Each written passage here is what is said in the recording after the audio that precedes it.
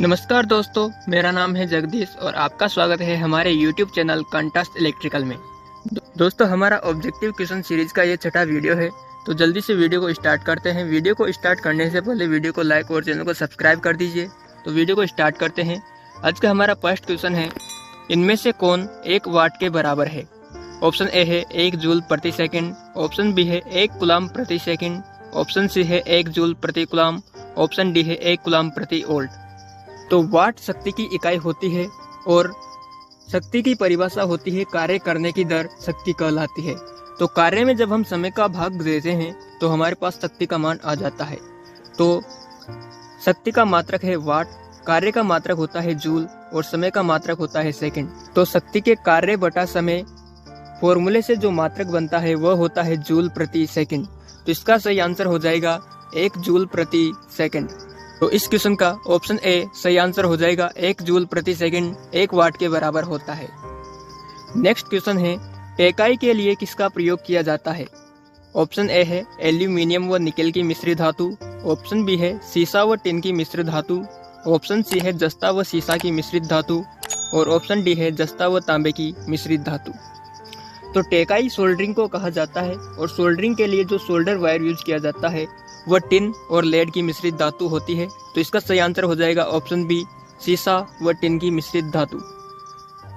Next question है, damping torque in an indicating instrument is always.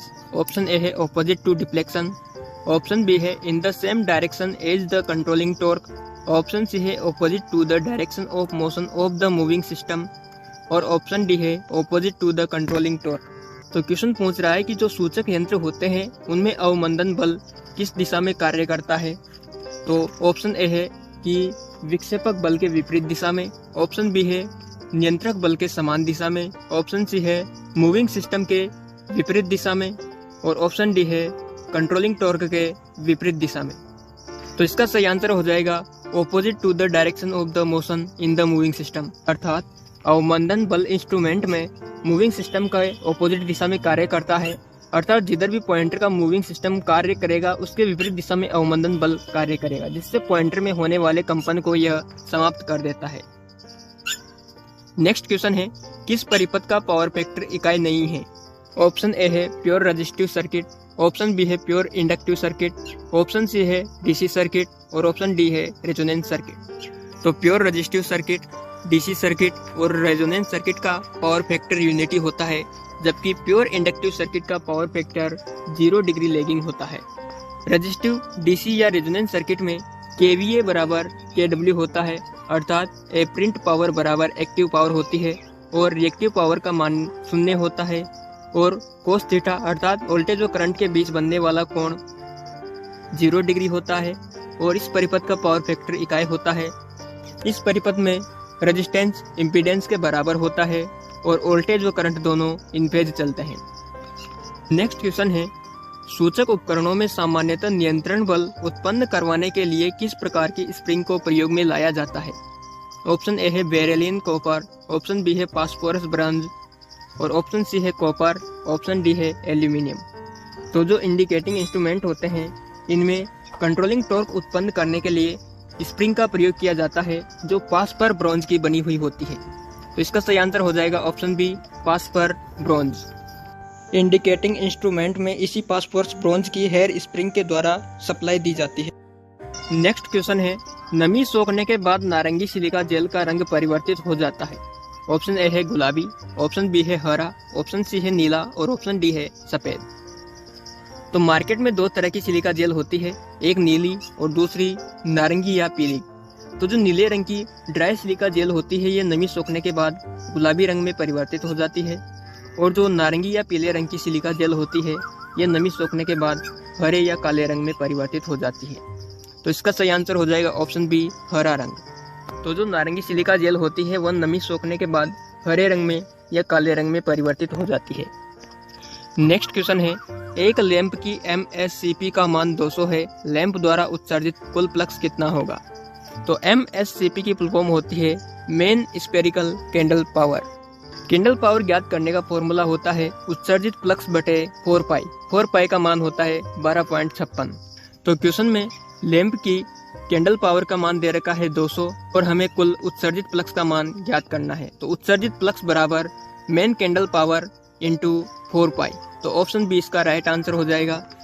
200 जो lamp की candle power का मान दे रखा है, इसको 4 पाई से मल्टीप्लाई कर देंगे तो हमारा आंसर आ जाएगा। नेक्स्ट क्वेश्चन है, चार्जिंग तथा डिस्चार्जिंग के दौरान एक निकिल आयरन सेल में क्या होता है? तो ऑप्शन ए है विद्युत वाहक बल स्थिर रहता है। ऑप्शन बी ना तो जल का निर्माण होता है ना ही अवशोषित किया जाता है। ऑप्शन सी संक्षारण का उत्पादन होता है। ऑप्शन डी निकिल हाइड्रोक्साइड अविभाजित रहता है। तो इसका सही आंसर हो जाएगा option B. Nickel iron cell में चार्जिंग तथा डिस्चार्जिंग के दौरान न तो जल का निर्माण होता है और न ही अवशोषित किया जाता है, इसीलिए इस सेल का आपेक्षिक घनत्व मापकर इसकी चार्जिंग तथा डिस्चार्जिंग कंडीशन का पता नहीं लगाया जा सकता। नेक्स्ट क्वेश्चन है, when speed of an alternator is reduced to half the generated EMF per phase will become. Question पूछ रहा है कि यदि किसी अल्टरनेटर के स्पीड को आधा कर दिया जाए तो उत्पन्न प्रति फेज ईएमएफ पर क्या प्रभाव पड़ेगा? ऑप्शन ए है आधा हो जाएगा, ऑप्शन बी है 2 गुना हो जाएगा, ऑप्शन सी है 4 गुना हो जाएगा, ऑप्शन डी है 1/4 हो जाएगा। तो ईएमएफ ज्ञात करने की एक इक्वेशन होती है BLV sin थीटा। इस ईएमएफ की इक्वेशन के अनुसार उत्पन्न होने वाला ईएमएफ अल्टरनेटर की वेलोसिटी अर्थात वेग के समानुपाती होता है। तो वेग को आधा करने पर ईएमएफ का मान भी आधा हो जाएगा। तो इसका सही आंसर हो जाएगा option A half. Next question है, the phenomena of rising in voltage at the receiving end of the open circuited और lightly loaded line is called as. अर्थात किसी लाइन में कम भार होने या ओपन सर्किट होने पर रिसीविंग एंड पर वोल्टेज का मान बढ़ जाने वाला फिनोमिना क्या कहलाता है? ऑप्शन ए है रोमन इफेक्ट, बी है स्किन इफेक्ट, सी है कोरोना इफेक्ट और डी है फेरेंटी इफेक्ट। तो इसका सही आंसर हो जाएगा option D फेरेंटी effect.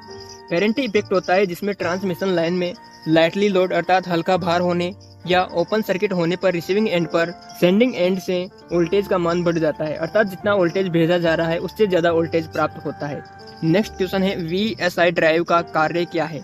Option A है AC को DC में बदलता है, ऑप्शन बी है AC को AC में बदलता है, ऑप्शन सी है DC को AC में बदलता है, ऑप्शन डी है DC को DC में बदलता है।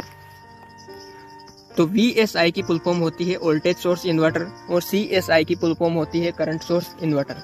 इसका कार्य होता है DC को AC में बदलना। तो ऑप्शन सी इसका राइट आंसर हो जाएगा, DC को AC में बदलता है।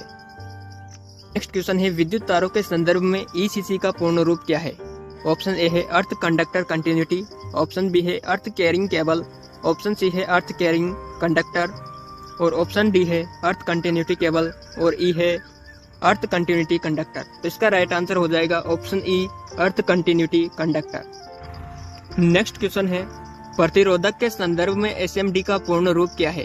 ऑप्शन ए है slip model devices, option B है source mould devices, option C है snap mode devices, option D है सुपर मॉडल डिवाइसेज और ऑप्शन ई है सरफेस माउंट डिवाइसेज। तो इसका सही आंसर हो जाएगा option E surface mount devices. तो इस तरह के रेजिस्टेंस होते हैं जैसा कि इस डायग्राम में दिखाया गया है, इनको सीधे PCB पर माउंट किया जाता है। ये सरफेस माउंटेड रेजिस्टेंस होते हैं, इसीलिए SMD की फुल फॉर्म होती है surface mounted devices. Next question है, 60 हर्ट्ज आवृत्ति वाली एक प्रत्यावर्ती धारा का उच्चतम मान 120 एम्पियर है, इसके तात्कालिक मान के लिए समीकरण क्या होगा?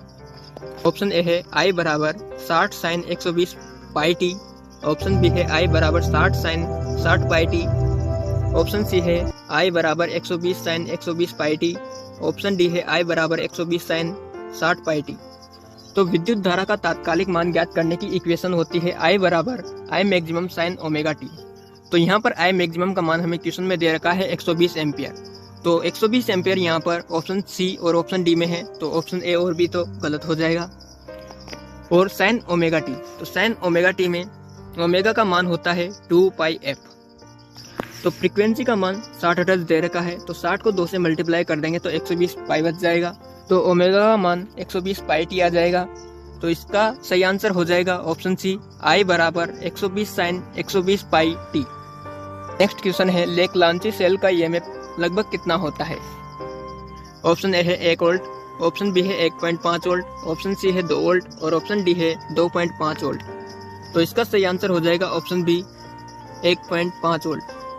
तो लेकलांसी सेल का ईएमएफ 1.46 वोल्ट होता है, जो लगभग 1.5 वोल्ट के बराबर होता है। वोल्टेक सेल का ईएमएफ 1.08 वोल्ट, डेनियल सेल का ईएमएफ 1.1 वोल्ट, लेकलांसी सेल का ईएमएफ 1.46 वोल्ट और शुष्क सेल का ईएमएफ 1.5 वोल्ट, मरकरी सेल का ईएमएफ 1.35 से 1.40 वोल्ट और सिल्वर ऑक्साइड सेल का ईएमएफ 1.5 वोल्ट होता है। तो दोस्तों आज के वीडियो में इतना ही। उम्मीद है आपको वीडियो पसंद आया होगा। वीडियो पसंद आए तो वीडियो को लाइक, चैनल को सब्सक्राइब करें। धन्यवाद।